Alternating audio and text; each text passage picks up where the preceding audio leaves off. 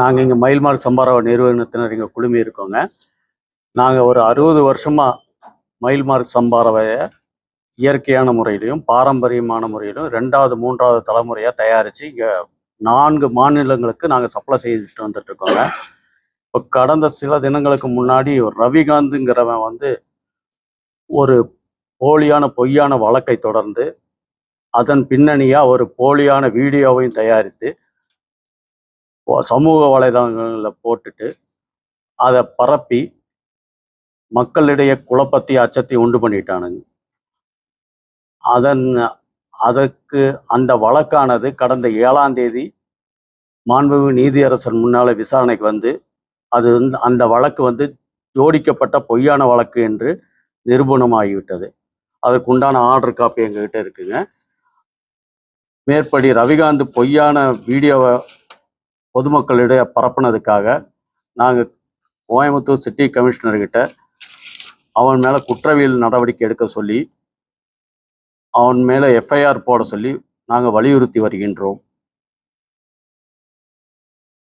நாங்கள் 60 வருஷத்தில் பாரம்பரியமான இயற்கையான முறையில் தயாரித்தது இந்த பரிசோதனை கூடத்தில் எங்களோட குவாலிட்டி ஜெனியன்னு ஹைகோர்ட்டில் உணவு பாதுகாப்புத்துறை அதிகாரிகளே எங்களுடைய தரத்திற்கு சான்றிதழ் கொடுத்துள்ளார்கள்.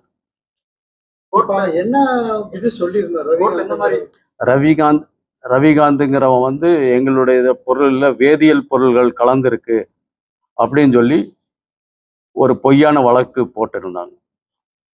அது அந்த வேதியியல் பொருள்கள் எந்த இதுவுமே எங்களுடைய சம்பாராவையில் கலக்கவில்லைன்னு பாதுகாப்புத்துறை ப்ரூவ் பண்ணிட்டாங்க. புகாரும் கொடுத்துருக்காங்க. காவல்துறை இப்போ வரைக்கும் எடுத்துட்டு இருக்காங்க. சைபர் கிரைம்லையும் கம்ப்ளைண்ட் பண்ணியிருக்கோம். சைபர் கிரைம் ஆய்வாளர் அருண் இன்னும் ஒரு 2 தினங்கள்ல அவன் மேல தக்க நடவடிக்கை எடுக்கிறேன்னு சொல்லியிருக்கிறாருங்க. அவன் போலியான பணம் பறிக்கும் எண்ணத்துல தான் மெயின். எங்களுடைய தரத்தை குறைத்து பொதுமக்களுக்கு அச்சடத்தை ஏற்படுத்திட்டு எங்ககிட்ட பணத்தை பறிக்கும் நோக்கத்துல தான் அந்த ரவிகாந்துங்கிறவர் செயல்பட்டிருக்காங்கிறது தெரிய வந்திருக்கு.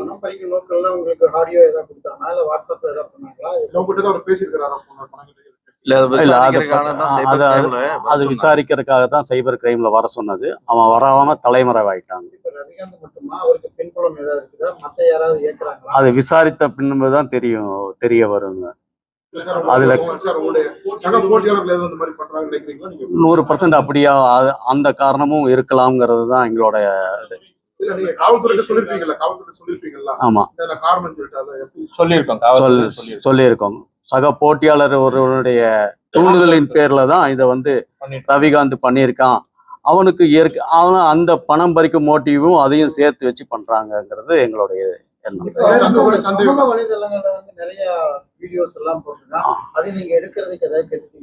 ஆமா, சைபர் கிரைம்ல கொடுத்து வாட்ஸ்அப்ல அதுல ரிமூவ் பண்ண சொல்லி அது போலியான வீடியோங்கிறதுனால ரிமூவ் பண்ண சொல்லி நாங்க சட்டப்படி நடவடிக்கை ஆமாங்க 100% அதுதாங்க இயற்கையான முறையில தயாரி. சம்பா ரவை கோதுமையை கிளீன் பண்றோம், உடைக்கிறோம், ரவையாக்குறோம், விற்கிறோம், அவ்வளவுதான். இதுல எந்த இடத்துல அதிகாரி எந்த அதிகாரியும் சொல்லவே அதிகாரிகள்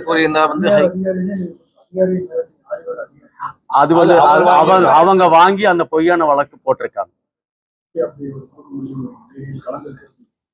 வேதியியல் கலந்திருக்குங்கிறது கவர்மெண்ட் நார்ம்ஸ் அளவுக்கு அதுல அந்த அவங்க கலப்படம் கிடையாது.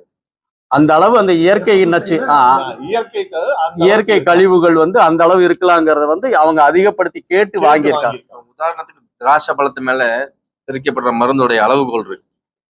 அந்த அளவுகோலுக்கு மேல போகும்போது அது விஷத்தன்மையா மாறும். நம்ம திராட்சையெல்லாம் வாங்கி அப்படியே டைரக்டா வெறும் கழுவி சாப்பிடுறோம் இல்லையா? இது செடியில் அடிக்கக்கூடிய வயல் அடிக்கக்கூடிய அந்த பூச்சிக்கொல்லி மருந்தோடைய ரெசிடியல் கழிவு. அந்த ரெசிடியலுடைய தாக்குதல் நெல்ல இருக்குன்னு சொல்றாங்க. அதுக்கும் ஒரு அளவு கொடுத்துருக்காங்க. அந்த அளவு தான் இவர் தப்பா மிஸ்யூஸ் பண்ணிட்டு இருக்காரு. அந்த அளவுகோல தப்பான முறையில கேட்டு வாங்கியிருக்காங்க. அதுக்கு உண்டான ஆடியோ எங்க கிட்ட இருக்குங்க. அவர்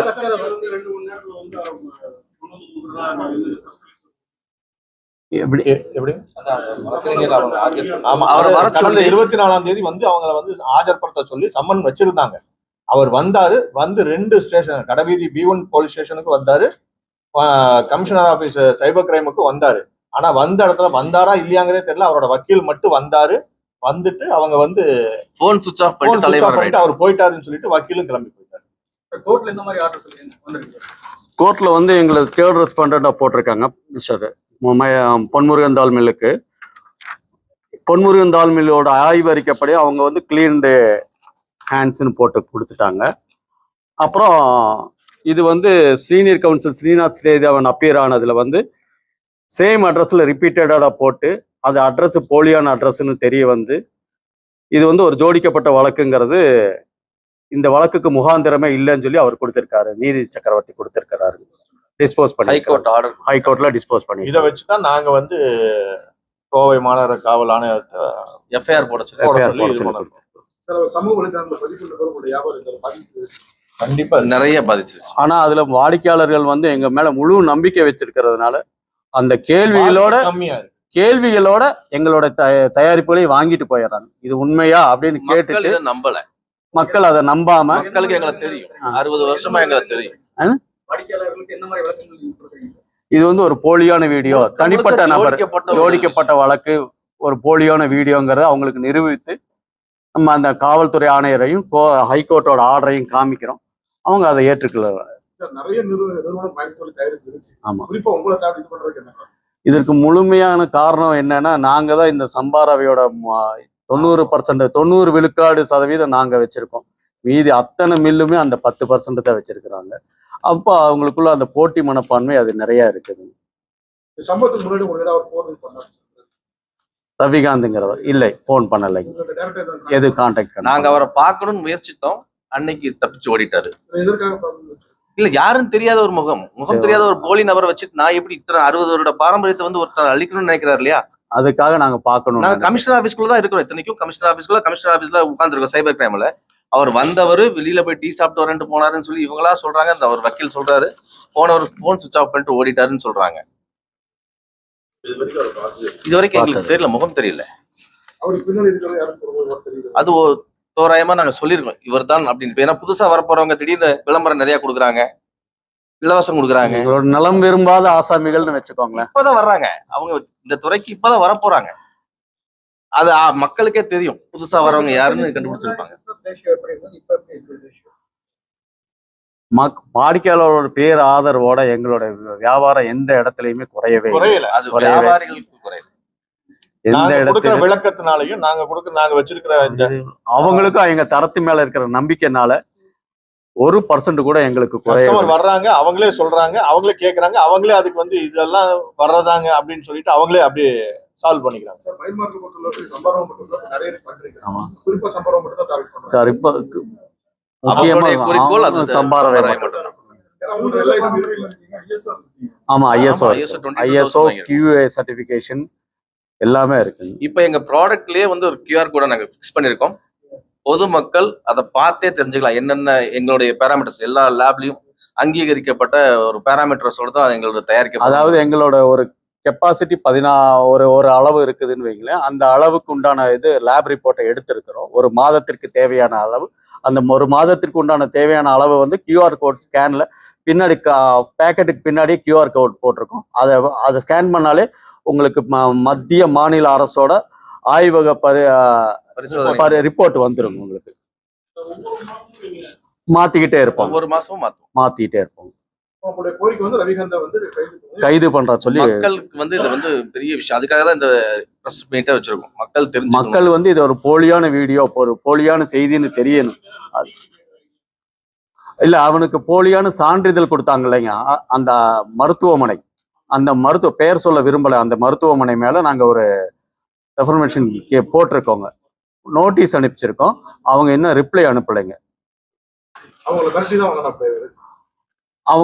அவங்களோட தரப்பு என்னன்னா போய் அட்மிட் ஆயிருக்கேன்னு சொல்லியிருக்காங்க. பட் அதுக்குண்டான ரிப்ளை நோட்டீஸ் வரல. ரிப்ளை நோட்டீஸ் வந்த பின்னதான் அதோட தகவல் தெரியுங்க. தேங்க்யூ.